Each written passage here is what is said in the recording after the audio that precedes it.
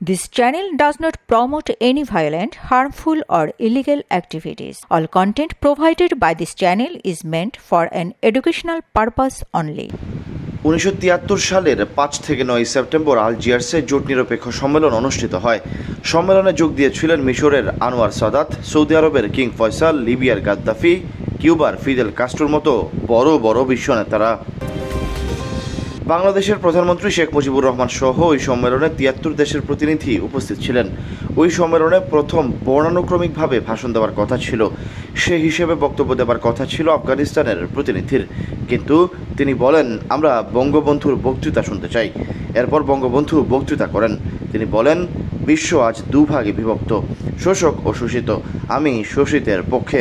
প্রথমবারের মতো যোগ দিয়ে ক্ষুধা ও দারিদ্র্যমুক্ত বিশ্ব প্রতিষ্ঠার আহ্বান জানিয়ে বিশ্ব নেতাদের নজর কাড়েন জাতির পিতা বঙ্গবন্ধু শেখ মুজিবুর রহমান।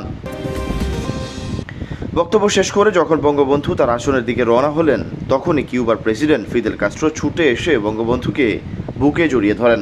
তিনি বলেন আমি হিমালয় দেখিনি, আপনাকে দেখেছে, আমার আর হিমালয় দেখার দরকার নেই। এখানেই শেষ নয়। সৌদি আরবের কিং ফয়সাল, যিনি মুক্তিযুদ্ধে পাকিস্তানকে সমর্থন দিয়েছিলেন, তিনি বঙ্গবন্ধুর কাছে এসে বারবার বলেন আমি লজ্জিত, আমি লজ্জিত। কাস্ট্রো বঙ্গবন্ধুকে এটিও স্মরণ করে দিয়েছিলেন, বন্ধু এখন থেকে সাম্রাজ্যবাদের একটি বুলেট তোমাকে খুঁজে বেড়াবে।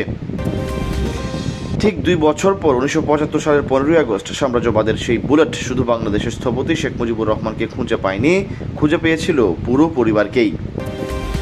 1975 সালের 15ই আগস্ট মেজর ফারুক রশিদ ডালিমরা বঙ্গবন্ধুকে সপরিবারে হত্যা করলেও তার বাড়িটির ক্ষয়ক্ষতি করেননি। কিন্তু জুলাই 24 পরবর্তীতে নাহিদ সার্জিস হাসনাতরা মব সৃষ্টি করে 2025 সালের 5 ফেব্রুয়ারি ধানমন্ডি 32 নামে পরিচিত শেখ মুজিবুর রহমানের সাবেক বাসভবন দখল করে অগ্নিসংযোগ করে। এক পর্যায়ে সিটি কর্পোরেশনের বুলডোজার দিয়ে ভেঙে ফেলে। রাজনৈতিক বিশ্লেষকরা মনে করেন 71-এর মুক্তিযুদ্ধ শেখ মুজিবুর রহমানের আদর্শ ও আওয়ামী লীগকে দমন করতে রাষ্ট্রীয় পৃষ্ঠপোষকতায় কর্নেল ফারুক রশিদের নেতৃত্বে একসময় ফ্রিডম পার্টি তৈরি করা হয়েছিল, কিন্তু কালের বিবর্তনে ফ্রিডম পার্টি হারিয়ে গেছে। ফ্রিডম পার্টির নতুন সংস্করণ জাতীয় নাগরিক পার্টি তথা এনসিপিও মানুষের মনের স্মৃতি থেকে মুছে যাবে। বুদ্ধিজীবী ও রাষ্ট্রবিজ্ঞানী বদরুদ্দিন উমর বলেছেন ছাত্রদের নেতৃত্বে যে পার্টি হয়েছে সে পার্টি ভাবছে ধর্মকে ব্যবহার করবে, সেজন্য তাদের সঙ্গে জামায়াত ইসলামের ঘনিষ্ঠ সম্পর্ক। 1969 সালের আন্দোলনে নাহিদের বয়সী ঢাকা বিশ্ববিদ্যালয়ের ছাত্ররা পাকিস্তানি ট্যাঙ্কের সামনে চিৎকার করে স্বাধীনতার স্লোগান তুলেছিল, বীর বাঙালি অস্ত্র ধরো, বাংলাদেশ স্বাধীন করো। তরুণেরা বন্দুক ধরে যুদ্ধ করেছেন, তাদের অনেকেই এখনও বেঁচে আছেন। বাংলাদেশিরা কিভাবে ভুলবে 71-কে, লাখ লাখ শহীদকে এবং স্বাধীনতা যুদ্ধের স্থপতি বঙ্গবন্ধু শেখ মুজিবুর রহমানকে? স্কুলের বই পরিবর্তন করা যায়, কিন্তু ইতিহাস পরিবর্তন করা যায় না।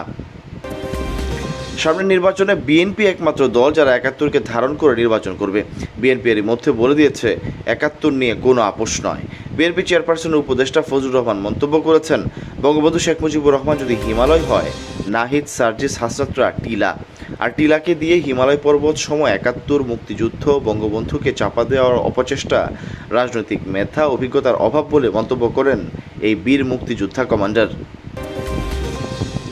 প্রসঙ্গত আওয়ামী লীগ সরকারের আমলে ছাত্রলীগে লুকিয়ে থাকা এনসিপির উত্তরাঞ্চল সমন্বয়ক সার্জিস আলম একসময় চিৎকার করে বলেছিলেন বঙ্গবন্ধু মানেই বাংলাদেশ।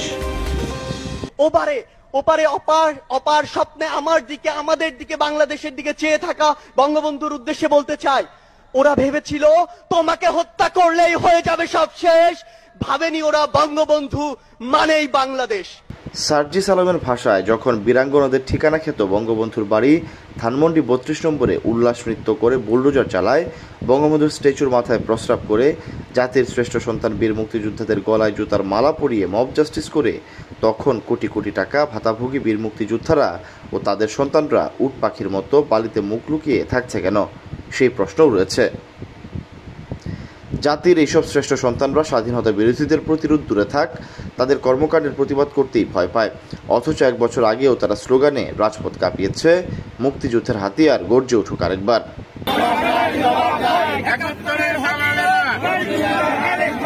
যা বিশ্বজয়ী আলেকজান্ডার দ্য গ্রেটের সেই বিখ্যাত উক্তিকে স্মরণ করিয়ে দেয়, সত্যি সেলুকাস কি বিচিত্র এই দেশ। Syed Sakib, BNA news 24। আমার সোনার বাংলা। তোমার